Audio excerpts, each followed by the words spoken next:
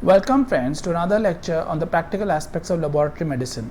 ये एक question answer session होगा और इस लेक्चर में मैं आपको अनस्टेबल एंजाइना और मायोकार्डियल इन्फार्क्ट के डिफरेंसेस के बारे में बताऊंगा। जब कोई पेशेंट हमारे पास आता है चेस्ट पेन के साथ, वो चेस्ट पेन को हमें डिफ्रेंशिएट करना पड़ता है कि क्या ये मायोकार्डियल इन्फार्क्ट है, ये हार्ट अटैक है या फिर अनस्टेबल एंजाइना है।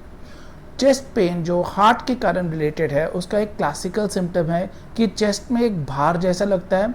एक उंगली से पेशेंट पॉइंट आउट नहीं कर पाएगा कि कहाँ पे दर्द हो रहा है।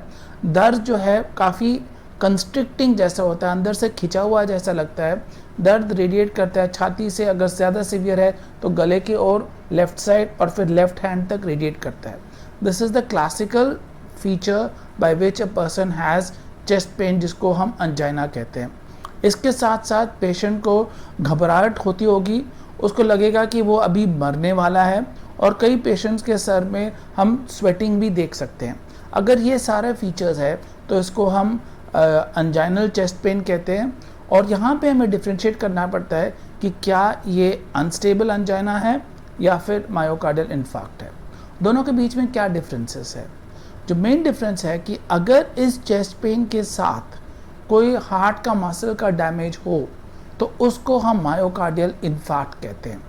और क्लासिकल अंजाइनल चेस्ट पेन जिसमें मसल का डैमेज ना हो, उसको हम अनस्टेबल अंजाइना कहते हैं। अनस्टेबल अंजाइना में जब इलाज करेंगे तो हार्ट को अच्छी तरह से बचा सकते हैं। मायोकार्डियल इन्फार्क्ट में हार्ट का डैमेज ऑलरेडी हो चुका है और हमारा इलाज जो है, जितना डैमेज हुआ है उसको कंट्रोल करना और आगे ना फैलाना, उसके ऊपर हमारा ट्रीटमेंट टारगेटेड रहता है। Now the main difference between unstable angina and myocardial infarct is जो biochemical markers of heart disease है, जैसे कि ट्रोपोनिन्स, CKMB और मायोग्लोबिन, ये मार्कर्स जो है अनस्टेबल एंजाइना में रेज नहीं होते हैं, राइट? तो when a person comes to us with a chest pain, तो हम उसका एक ECG लेते हैं। ECG में एक क्लासिकल चेंज होता है जिसको हम कहते हैं ST एलिवेटेड मायोकार्डियल इन्फार्क्ट। जो ECG का एक ST सेगमेंट है, अगर वो एलिवेटेड है तो ये सीधा ही हार्ट अटैक है, चाहे आपका बायोकेमिकल मार्कर्स पॉजिटिव हो या ना हो, उसका इलाज इमीडिएटली शुरू हो जाता है। एक और ग्रुप आता है जिसमें ST सेगमेंट का एलिवेशन नहीं होता है और उसको चेस्ट पेन हो रहा है और साथ में थोड़ा सा हार्ट मसल का डैमेज भी हो चुका है। This is also type of a myocardial infarct या हार्ट अटैक।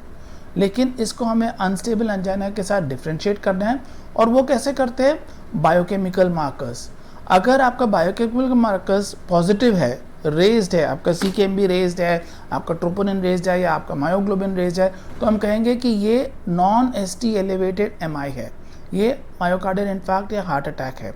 और अगर ये मार्कर्स भी नेगेटिव है लेकिन पेशेंट को चेस्ट पेन हो रहा है, तो उस चेस्ट पेन को हम अनस्टेबल अंजाइना कहेंगे।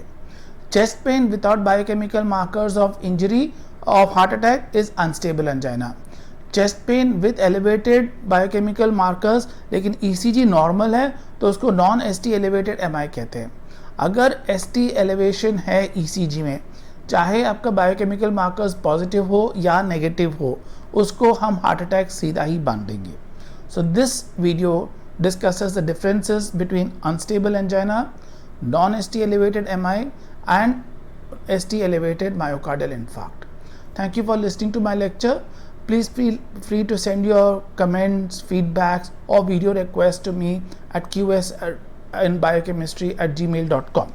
Meet you in the next lecture.